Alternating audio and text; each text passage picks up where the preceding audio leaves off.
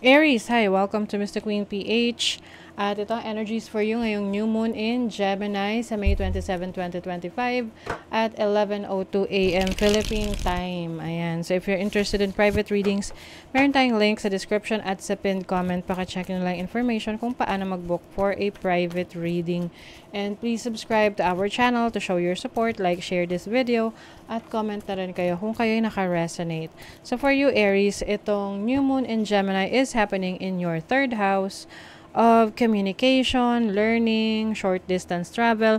So yung iba sa inyo maaring may opportunity kayo ngayon na makapagsimulang mag-aral ulit, no? Para pwedeng babalik kayo sa pag-aaral.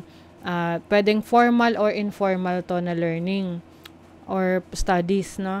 So pwedeng mag-enroll ka talaga sa school, o kaya yung iba sa inyo, this can be a short course online, or some of you maaring may bagong creative ideas pagdating sa inyong let's say bagong business. You have a creative idea pagdating sa business, or pagdating sa sarili mo, like you want to improve yourself kasi meron tong positive aspect sa iyong first house, which is nandito si Saturn. So talagang yung iba sa inyo Aries, meron mga major changes in yourself na parang nagkakaroon ka ng realization of ano yung dapat mong i-improve sa sarili mo. And the energy of Saturn here and Neptune is sinasabi sa iyo na mangarap ka ulit, no? Lalo na kung yung iba sa inyo nawala na ng gana, na parang okay, bahala na si Batman kung anong kung saan ka dalhin ng tadhana. But this time mangangarap ka ulit. This time magsiset ka ulit ng goals. Because you are finally stepping into your own power. Having Pluto here has a positive aspect sa third house mo. Maaring babalik ka ulit sa social media kung ikaw ay medyo parang umalis muna sa limelight or sa public eye, no?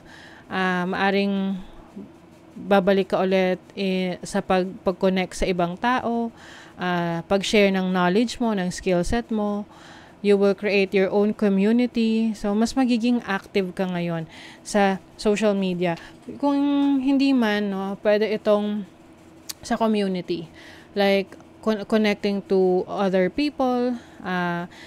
Kumbaga, kung yung iba sa inyo medyo nagtatago or mas gusto nyo yung solitude, no, yung katahimikan, okay naman yun, syempre. But, meron ka kasing kailangan na ngayon na subukan para kumbaga parang yung pahinga mo is tapos na. Oo, nandun ka na sa point ngayon na meron ka ng sapat na lakas, kakayanan, abilidad para ipakita sa mundo yung kakayanan mo. Yung mga na-gain mo na knowledge, na skills nung times na nagpapahinga ka. Yung mga realizations mo sa buhay. Some of you naman, kung meron kayong kapatid na matagal nyo na hindi nakakausap, pwede magkakaroon ng communication. You may be reaching out to your sibling, or yung kapatid mo ang magre-reach out sa'yo. You have the 7 of Cups and the Queen of Wands. Okay, so finally makakapili ka na. Finally, alam mo na kung ano ang gagawin mo. Pwede kasing for the longest time, no, medyo confused kung ano yung aaralin mo, ano yung ipupurso mo sa buhay, ano yung bibigyan mo ng attention, ano yung pag-aaralan mo, ano yung i-improve mo. But now, you know that yun yung sarili mo.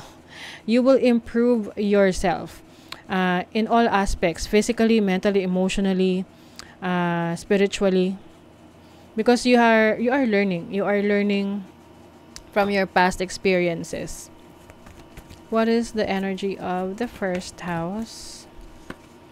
6 of Pentacles and the 2 of Cups. So, meron kang suporta na makukuha, no? Suporta na manggagaling sa mga taong naniniwala sa kakayanan mo, mga nagmamahal sa'yo, someone who really cares about your plans, no? Kumbaga, meron silang pakialam sa plano mo sa buhay. You are being supported, Aries. Kailangan lang din open ka sa tulong ng iba. Kasi minsan medyo mataas ang pride natin, 'di ba? Na ayaw mo humingi ng tulong sa ibang tao. But there are times na kailangan mo sila. And sabi nga, no man is an island, or syempre, the more the merrier, ganyan. Two heads are better than one. So, it's time for you to work with others, to collaborate with others. Dahil hindi mo aakalain kung ano yung mga magiging resulta nito para sa'yo, na sila yung tutulong sa'yo para maabot mo yung mga pangarap mo. What is the energy of the 11th house? You have the Justice card and the Page of Pentacles. Okay, so definitely this is a new opportunity for you, for your career, para kang nagtatanim ngayon. Okay? So, 'di ba? New beginning, yung pagpupunla ng seed, pagtatanim, and eventually yung patience mo, importante rin 'yun. Kailangan 'yan na willing ka na maghintay na magiging resulta ng itinanim mo. At syempre, hindi mo lang naman yan basta itinanim at iiwanan mo na, 'di ba?